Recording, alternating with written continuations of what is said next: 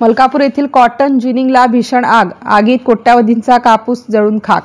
बुलढाणा जिल्ह्यातील मलकापूर शहरातील मातोश्री ginning pressing फॅक्टरीमधील कापसाच्या 6 ते 7 गंजीला अचानक आग लागल्याने कोट्यावधी रुपयाचे नुकसान झाल्याची घटना नांदुरा हायवे क्रमांक 53 वरील मातोश्री जिनिंग फॅक्टरीमध्ये 25 फेब्रुवारी रोजी घडली। आग विझविण्यासाठी मलकापूर नगरपालिकेच्या 2 अग्निशमन दलाकडून युद्धपातळीवर आग विझवण्याचे काम सुरू करण्यात आले होते। दुपारपर्यंत ही आग आटोक्यात आली नव्हती। मागील वर्षात 3 ते 4 वेळा मातोश्री जिनिंग फॅक्टरीच्या कापसाला आग लागली होती। त्यानंतर 25 फेब्रुवारी रोजी सुमारे 1 वाजता ही घटना घडली।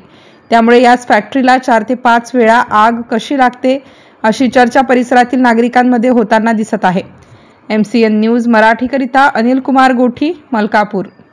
मी Mayur Chaudhari, Matoshri cotton company Jinmata ginning फॅक्टरीमधून आहे। आपल्या कॅम्पसमध्ये आग लागलेली आहे।